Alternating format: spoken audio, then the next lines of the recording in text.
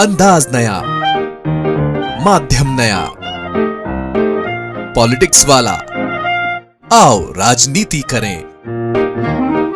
मध्य प्रदेश में भाजपा की double engine सरकार है। ज्यादातर जगहों पर स्थानीय निकाय का एक इंजन और जुड़ जाने पर यह ट्रिपल इंजन बन जाता है। लेकिन एमपी में ट्रिपल इंजन भी कुपोषण कहर बनकर टूट रहा है। सरकार बहुत कोशिश कर रही है, हर कुपोषित बच्चे के लिए 12 रुपए प्रतिदिन दे रही है। ये अलग बात है कि गाय के चारे के लिए 40 रुपए दिए जा रहे हैं। हमें गाय से दिक्कत नहीं है, पर सवाल यह है कि क्या सरकार के लिए कुपोषित बच्चों से ज्यादा गाय और दूसरे तमाम दिखावे के इवेंट महत्वपूर्ण है? अगर ऐसा नहीं है तो चारे के लिए 40 रुपए और पोषण आहार के लिए 12 रुपए, और क्या ऐसे ही खत्म होगा मध्य प्रदेश से कुपोषण? पिछले दिनों शिवपुरी में कुपोषण ने एक और मासूम की जान ले ली है। शिवपुरी की 15 महीने की दिव्यांशी ने जिला अस्पताल में दम तोड़ दिया। उसका वजन 3 किलो से थोड़ा सा ज्यादा था। कुपोषण के लिए चलाए जा रहे दस्तक अभियान में उसे आइडेंटिफाई किया गया था, लेकिन उसका हीमोग्लोबिन केवल 7.4 ग्राम प्रति डीएल पाया गया, जो जीवन के लिए बेहद खतरनाक था। डॉक्टरों का कहना है कि परिवार को बार बार उसे पोषण पुनर्वास केंद्र एनआरसी में भर्ती करने की सलाह दी गई। हालांकि दिव्यांशी की मां का आरोप यह भी है कि उसके ससुराल वालों ने बेटी होने के कारण इलाज नहीं करवाया। कुछ दिन पहले ही श्योपुर की 1.5 साल की राधिका ने भी दम तोड़ दिया था। उसका वजन महज 2.5 किलो था। इसी तरह भिंड जिले के लाहार अस्पताल में जुलाई में एक और मासूम की मौत हुई थी। परिवार का दावा है कुपोषण ही कारण था। डॉक्टरों ने हालांकि इनकार किया, हमेशा की तरह, कि यह कुपोषण का मामला नहीं है। कुल मिलाकर राज्य में तस्वीर बेहद भयावह है। लेकिन सरकार क्या कर रही है? कितना फंड सरकार बच्चों को कुपोषण से बचाने के लिए खर्च कर रही है, और इसका असर क्यों नहीं हो रहा है? एक तरफ सरकार का दावा है कि लंबे समय से मध्य प्रदेश में बच्चियों के लिए पैसे आ रहे हैं, लाडली बहनों के लिए पैसे आ रहे हैं। फिर भी अगर दूसरा कारण भी मान ले कि बच्ची होने के कारण ससुराल वाले ध्यान नहीं दे रहे थे और बच्ची की मौत हो गई, तो लाडली बहना और लाडली लक्ष्मी जैसी योजनाएं भी क्या धरातल पर नहीं उतर पा रही है? ये सवाल भी अभी बरकरार है। क्या ये योजनाएं भी कुपोषण की शिकार हैं? नमस्कार, आप देख रहे हैं पॉलिटिक्स वाला। मैं पंकज मुकाती। संडे स्पेशल में इस बार बात मध्य प्रदेश में कुपोषण की, क्योंकि सवाल बच्चों का है, बच्चों के भविष्य का है।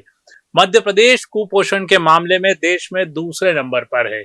प्रदेश में करीब 10 लाख कुपोषित बच्चे हैं और 1,36,000 बच्चे गंभीर कुपोषण का शिकार हैं। जी हां, गंभीर कुपोषण का शिकार हैं। इसी महीने मध्य प्रदेश विधानसभा के मानसून सत्र में भी कुपोषण का मुद्दा उठा था। बीजेपी के ही विधायक मोहन सिंह राठौर ने सदन में प्रश्न किया था कि प्रदेश में बच्चों को कुपोषण से बचाने के लिए कौन कौन सी योजनाएं संचालित हैं। इसी तरह वर्ष 2023-24 और 2024-25 में बच्चों को कुपोषण से दूर रखने के लिए कितने बजट का प्रावधान किया गया? इसके जवाब में महिला बाल विकास विभाग की मंत्री निर्मला भूरिया ने बताया था कि प्रदेश में सक्षम आंगनवाड़ी एवं पोषण योजना के अंतर्गत बच्चों में कुपोषण निवारण के लिए मुख्यमंत्री बाल आरोग्य संवर्धन कार्यक्रम स्वास्थ्य विभाग के सहयोग से चलाया जा रहा है। विधानसभा में सरकार ने जानकारी दी कि प्रदेश में बच्चों के पोषण पर होने वाले खर्च का दायरा 8 रुपए से 12 रुपए के बीच है। यानी कुपोषण को मिटाने के लिए प्रतिदिन 8 रुपए से 12 रुपए एक बच्चे पर खर्च किए जा रहे हैं। यानी कुपोषित बच्चों को 3 वर्ग में बांटकर 8 रुपए से 12 रुपए तक दिया जाता है। मंत्री ने बताया कि पूरक पोषण आहार के अंतर्गत ही अति गंभीर कुपोषित बच्चों के लिए अतिरिक्त आहार के लिए राशि 4 रुपए की राशि प्रति हितग्राही के हिसाब से दिए जाने का प्रावधान है। यानी अति कुपोषण बच्चों को 4 रुपए सामान्य कुपोषित बच्चों से ज्यादा मिलेंगे। क्या बढ़िया बात है कि 12 रुपए और 4 रुपए अतिरिक्त अति कुपोषण से बचने के लिए। अब आप सोचिए 12 रुपए में क्या आता है। दूध करीब 70 रुपए लीटर है, अंडा 8 रुपए का एक आ रहा है, और केले भी 10 रुपए में 2 ही मिलेंगे। ऐसे में कुपोषित बच्चे को एक दिन में 12 रुपए में क्या पोषण आहार मिलेगा, क्या खुराक मिलेगी, और उसकी जिंदगी से कुपोषण कैसे मिटेगा? जबकि मध्य प्रदेश सरकार लाडली बहन योजना में लाडली बहनों को प्रति माह 1500 रुपए यानी करीब 50 रुपए प्रतिदिन दे रही है। दूसरी तरफ बच्चों के लिए उसके पास फंड है सिर्फ 8 रुपए प्रतिदिन का। ऐसे में 8 रुपए में सरकार खुद समझ ले कि 8 रुपए में वो कितना पोषण हासिल कर सकती है और 8 रुपए में क्या आता है। किस जमाने के हिसाब से कुपोषण की ये दरें सरकार ने तय की है। इतने रुपए तो विधानसभा और मंत्रालय के आप वो देखेंगे जो उनके कैंटीन है उसमें खुद उनको जाकर देखना चाहिए कि 8 रुपए में क्या मिलता है। तो कैसे वो उनके गले से कैसे उतर जाती है चाय पानी नाश्ता समोसा और करोड़ों रुपए के बिल जो वो अपने खान पान पे खर्च करते हैं, जबकि बच्चों के लिए सिर्फ 8 रुपए उनके पास से निकल रहे हैं। करोड़ों रुपए की योजनाएं चल रही है, करोड़ों रुपए खान पान के बिल आ रहे हैं, मंत्रालय मंत्री और अफसरों के बिल देखिए आप, लेकिन बच्चों के लिए सरकार के पास है सिर्फ 8 रुपया प्रतिदिन यानी महीने के 240 रुपए। अरे आप खुद सोचिए आप कितने रुपए का खाना एक दिन में खा जाते हैं अपनी पार्टियों में, कैबिनेट की बैठक में और तमाम आयोजनों में, और बच्चों के लिए आप 240 रुपया महीना दे रहे हैं। उसकी मशक्कत अलग है कि वो भी कैसे हासिल होता है। अब हम और इसको आगे समझते हैं कि मध्य प्रदेश में गौशालाओं में रहने वाली गायों के लिए मोहन सरकार 40 रुपए प्रतिदिन देती है। बहुत अच्छी बात है। हर व्यक्ति को, हर इंसान को, हर पशु को उसके हिसाब से भोजन मिलना चाहिए। गायों को 40 रुपया प्रतिदिन देने में कोई बुराई नहीं है। वित्त मंत्री जगदीश देवड़ा ने भी अपने बजट भाषण में बताया था कि मध्य प्रदेश में करीब 3,45,000 गायें 2,200 गौशालाओं में रह रही है। सरकार ने इनके लिए 505 करोड़ रुपए का प्रावधान किया है। यानी मध्य प्रदेश में गायों के लिए भी 40 रुपए प्रतिदिन मिलते हैं, लेकिन कुपोषित बच्चों के लिए 8 से 12 रुपए, और सरकार सोचती है कि 8 से 12 रुपए में ये बच्चे पोषित हो जाएंगे, पहलवान बन जाएंगे, शक्तिमान बन जाएंगे और इनकी इम्यूनिटी इतनी मजबूत हो जाएगी कि ये तमाम बीमारियों से लड़ सकेंगे। क्या गजब का मजाक है साहब, बेहद शर्मनाक है आपकी ये व्यवस्था। विधानसभा में पेश आंकड़ों के मुताबिक हम सरकारी आंकड़ों से ही बात करेंगे, क्योंकि पता नहीं सरकार को किस बात का बुरा लग जाए और वो कुपोषण को लेकर हमारे ऊपर ही कोई मामला दर्ज कर दे। इसलिए विधानसभा में पेश आंकड़ों के मुताबिक ही इसको समझते हैं कि 2020 से जून 2025 तक आदिवासी विकास खंडों में 85,330 बच्चों को एनआरसी में भर्ती किया गया। हर साल यह संख्या लगातार बढ़ी है। यानी 2020-21 में 11,566 बच्चों को भर्ती किया गया। 2024-25 में 20,741 बच्चे भर्ती हुए। केवल 2025-26 के पहले 3 महीने में ही 5,928 बच्चों का इलाज किया जा चुका है। सरकारी रिकॉर्ड बताते हैं कि प्रदेश में 10 लाख से अधिक बच्चे कुपोषित हैं, जिनमें से 1,36,000 गंभीर रूप से कमजोर हैं।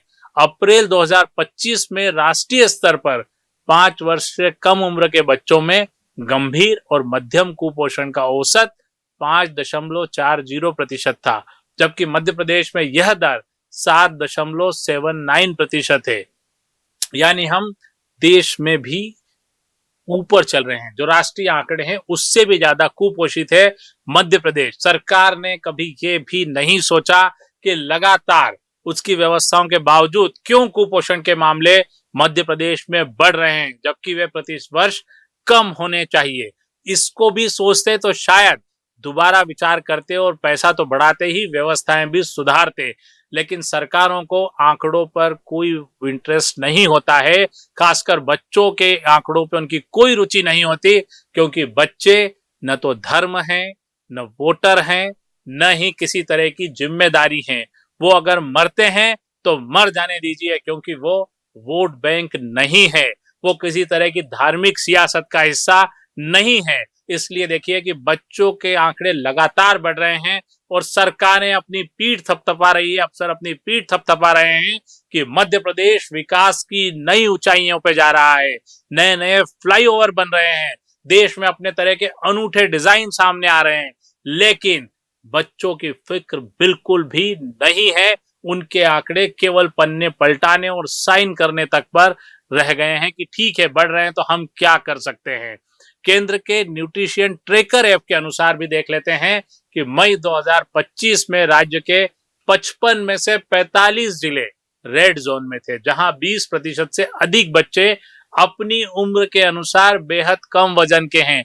अब इन जिलों के प्रभारी मंत्री क्या कर रहे हैं, सवाल उन पर भी है। इन जिलों के सांसद क्या कर रहे हैं और इन जिलों के विधायक क्या कर रहे हैं? क्या वे इन आंकड़ों को नहीं देखते? क्या उन्हें अपने इलाके के कुपोषण की कोई चिंता नहीं है? या वे भी सरकारी तंत्र की तरह मंत्रालय, कैबिनेट बैठकों और इवेंट में अपनी मर्जी का काम कर रहे हैं? वे भी जमीन पर झुककर नहीं देखते कि हमारी विधानसभा, हमारी लोकसभा और हमारे प्रभार वाले जिलों में क्या चल रहा है। 55 में से 45 जिले कुपोषण का शिकार हैं। फिर आप कैसे शांति से आगे जा सकते हैं और अगली बार वोट मांगने की हिम्मत कर पाते हैं, जबकि आपके यहाँ बच्चे जो राष्ट्र का भविष्य है, आप हर बार ये दावा करते हैं कि सरकार बच्चों के भविष्य के लिए चिंतित है। अरे बच्चे जब जिंदा ही नहीं रहेंगे तो आप किसका भविष्य बनाएंगे? एक बार फिर आंकड़ों पे लौटते हैं कि 2025-26 में पोषण के लिए बजट 4,895 करोड़ रुपए रखा गया है, लेकिन जमीनी हालात वही है। कौन खा जा रहा है ये कुपोषण का पैसा? भी किसके पेट को बड़ा बना रहा है? कमजोर वित्तीय प्रावधान के अलावा सबसे बड़ी समस्या है भ्रष्टाचार। विशेषज्ञों का मानना है कि पोषण आहार अक्सर लाभार्थियों तक पहुंचता ही नहीं, आपूर्ति बीच रास्ते में ही गायब हो जाती है। आंगनवाड़ी केंद्र अनियमित चलते हैं और जमीनी कार्यकर्ता बिल्कुल भी जवाबदेह नहीं है। पिछले महीने ही जबलपुर उच्च न्यायालय ने सभी कलेक्टरों से कुपोषण पर 4 हफ्ते के भीतर स्टेटस रिपोर्ट देने के लिए कहा था। पूर्व मुख्यमंत्री कमलनाथ इस मामले में कहते हैं कि यह कितने दुर्भाग्य की बात है कि केंद्र सरकार के आंकड़ों में मध्य प्रदेश में भारी कुपोषण की बात सामने आने और केक की रिपोर्ट में पोषण आहार घोटाले की पुष्टि होने के बावजूद मध्य प्रदेश सरकार ने अपने स्तर पर इस दिशा में कोई काम नहीं किया और हाई कोर्ट को पहल करनी पड़ी। यानी हाई कोर्ट को कुपोषण दिख रहा है, वो इस पर सवाल उठा रहा है, कलेक्टरों से रिपोर्ट मांग रहा है, लेकिन सरकार को कुपोषण बिल्कुल दिखाई नहीं दे रहा है। कमलनाथ ने कहा कि हाई कोर्ट में दायर याचिका में आरोप लगाया गया है कि आंगनवाड़ियों के माध्यम से जो पोषण आहार वितरित किया जा रहा है उसकी गुणवत्ता भी खराब है। असल में स्थिति यह हो गई है कि मध्य प्रदेश की भाजपा सरकार अपने स्तर पर जनहित का कोई काम करना ही नहीं चाहती। जो घोटाले और धोखाधड़ी सामने आ रहे हैं, सरकार उस पर सिर्फ लीपापोती करने में लगी रहती है, कोई कार्रवाई नहीं करती। उन्होंने आरोप लगाया कि प्रदेश सरकार हर महीने हजारों करोड़ रुपए का कर्ज लेती है, लेकिन इसके बावजूद प्रदेश के नौनिहालों का स्वास्थ्य सुरक्षित नहीं कर पा रही है। महिला एवं बाल विकास मंत्री निर्मला भूरिया कहती है, हम लगातार प्रयोग कर रहे हैं। मंडला, देवास और झाबुआ में अच्छे नतीजे आए हैं। माताओं को जागरूक किया जा रहा है। हमें विश्वास है कि आने वाले समय में हालात सुधरेंगे। कुल मिला के मध्य प्रदेश में कुपोषण एक कहर बन गया है। दिव्यांशी, राधिका और भिंड का मासूम, ये केवल 3 नाम नहीं है, बल्कि उस व्यवस्था की असफलता का सबूत है जो छोटे बच्चों को पोषक आहार तक देने में नाकाम रही है। पूरा वीडियो देखने के लिए शुक्रिया। इस खबर पर आप भी अपनी राय कमेंट कर दे सकते हैं।